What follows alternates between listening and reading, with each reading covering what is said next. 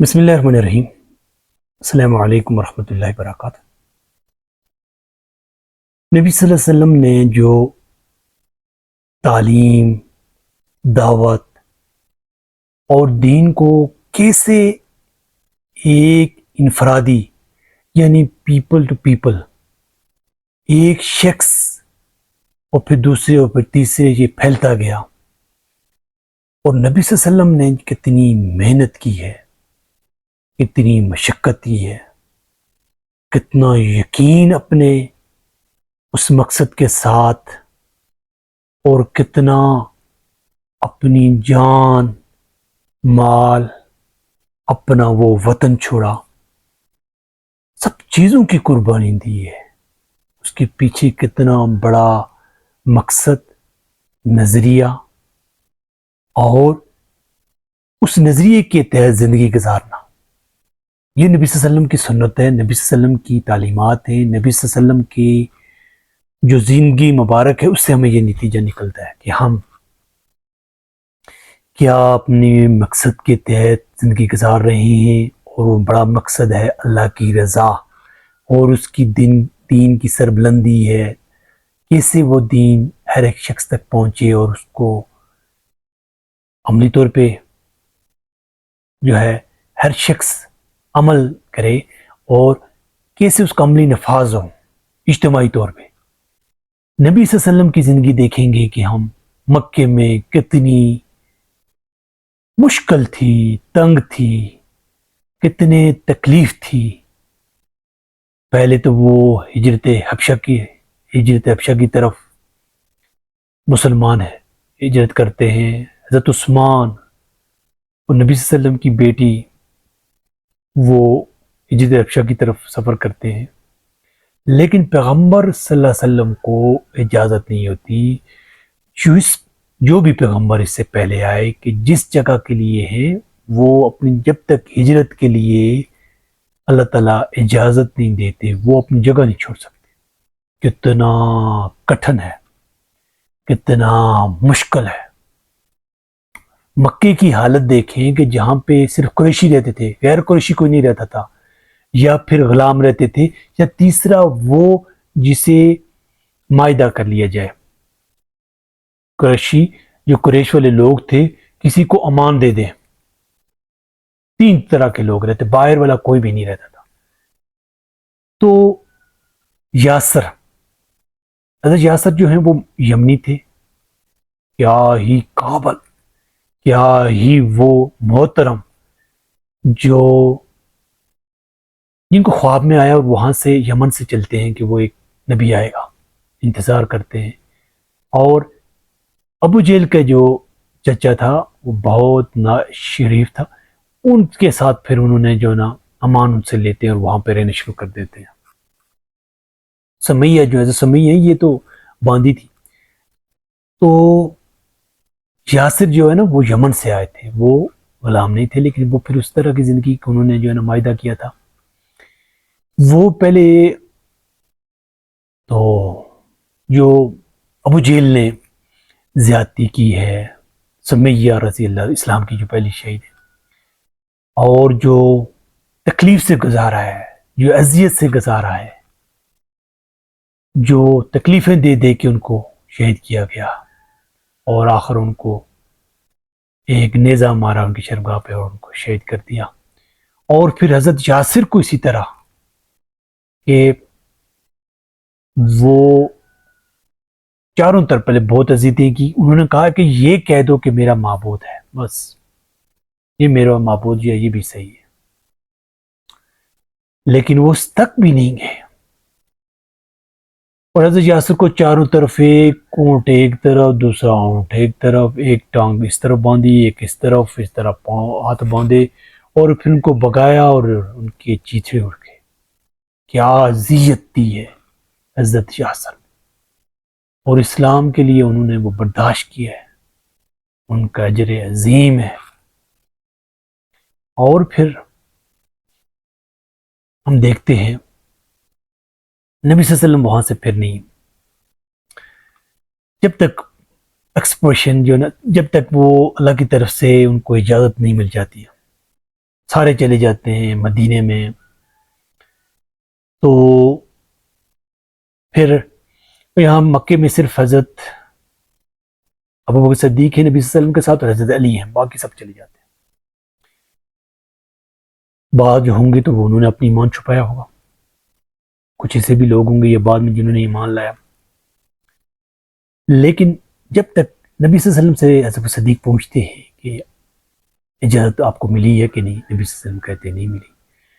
حضرت عائشہ کہتی ہے ایک دن دیکھتے ہیں کہ کیونکہ ظہر کے وقت جو دوپہر کے وقت ہے تو اس وقت عرب کے ہاں ایک دوسرے کے ہاں وزٹ کرنا ایک معیوب سمجھا جاتا تھا، کیونکہ یہ کیلولے کا وقت ہوتا ہے، آرام کرنے کا وقت ہوتا ہے. نبی صلی اللہ علیہ وسلم اپنا چہرہ ڈھانپے ہوئے آئے، آ کے کہتے ہیں ابو صدیق کو کہ اجازت مل گئی ہے. اس وقت حضرت ابو صدیق رضی اللہ تعالیٰ عنہ کو نبی صلی اللہ علیہ وسلم کو کہتے ہیں کہ میں نے سفر کے لیے 2 فربا موٹی تازہ اونٹنیاں تیار کی ہوئی ہیں جو ہمارے کام آئیں گی. نبی صلی اللہ علیہ وسلم توقف کرتے ہیں، رکتے ہیں، دیکھتے ہیں کہ ٹھیک ہے ایک ہی میں قیمت دوں گا. ابو صدیق رو پڑتے ہیں کہ مجھ سے یہ مغائرت اور یہ نبی صلی اللہ علیہ وسلم کی جو ہے وہ جو خود کی کمائی پہ انحصار اور خود پہ جو ہے نا اپنے دین کی سربلندی کے لیے جو خود خرچ کرنا اور اپنی جان بھی. پھر وہاں سے پھر تو یہ دیکھیں کہ نبی صلی اللہ علیہ وسلم کی جو مکی زندگی تھی وہاں پہ نبی صلی اللہ علیہ وسلم کو ساحر کہا گیا، یہ جادوگر ہے.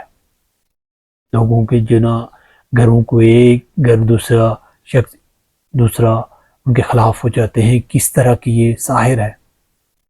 اور نبی صلی اللہ علیہ وسلم کو مجنون کہا گیا کہ ان کو جنون ہو گیا. مکے کے لوگ آئے نبی صلی اللہ علیہ وسلم کے پاس، آپ کو علاج کرواتے ہیں، آپ کو کوئی سایہ ہے؟ نبی صلی اللہ علیہ وسلم کہہ رہے ہیں یہ جو پتھر ہیں، یہ جو تمہارے ہیں، یہ تمہیں کیا دے سکتے ہیں. لیکن وہ ابو اجداد کے پوچھتے آ رہے ہیں، وہ ان کا ذہن اس پہ بنا ہوا ہے کہ یہ ہمیں دے رہے ہیں یا ان کی وجہ سے ہمیں کچھ مل رہا ہے یا یہ ہماری اللہ کی سفارش کریں گے. تو نبی صلی اللہ علیہ وسلم کو مجنون کہا گیا اور کذاب کہا گیا، نعوذ باللہ. نبی صلی اللہ علیہ وسلم یہ قرآن کے الفاظ ہیں. وہ جب یہ کہتے تھے کہ وہ امین آ گیا، وہ صادق آ گیا، اور جب مکہ کی تعمیر اور حجر اسود کو لگانے کا وقت آیا تو اسی وقت نبی صلی اللہ علیہ وسلم کہا گیا تھا کہ یہ سب سے پہلے شخص داخل ہوگا، تو نبی صلی اللہ علیہ وسلم داخل ہوئے تھے. پھر نبی صلی اللہ علیہ وسلم نے ایک چادر منگوائی تھی تو سب نے کہا تھا ہاں وہ آ گیا اور وہی سچا اور صادق امین ہے. اور ساری اپنی جتنی بھی امانتیں نبی صلی اللہ علیہ وسلم کے پاس رکھواتے تھے. لیکن دیکھیں اب کیا کہہ رہے ہیں، کیوں؟ ان کے ابو اجداد نے یہ کہا ہے، ان کے جو ہے ذہن نہیں مان رہے، ان کا جو ہے شروع سے ہی عادتیں اس طرح کی بنی ہوئی ہیں، شروع ہی سے ان کا جو ہے رہن سہن اس طرح کا ہے کہ وہ تیار ہی نہیں ہو رہے. تو پھر ہم دیکھتے ہیں کہ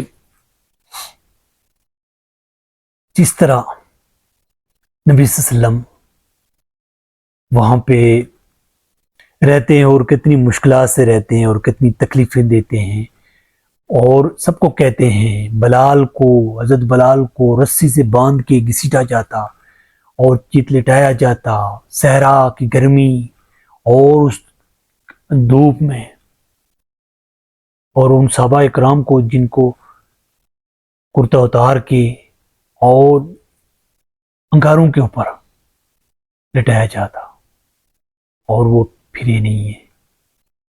اخد حضرت بلال کہتے رہے، ان کو تکلیفیں، ان پہ مصیبتیں، ان کو زد و کوب، ان کو مارنا پیٹنا جتنا ممکن ہے انسان، لیکن وہ اسلام کی صداقت، سچائی اور اللہ اور اس کے رسول کے ساتھ جو محبت تھی اس پہ کوئی کمپرومائز نہیں کیا.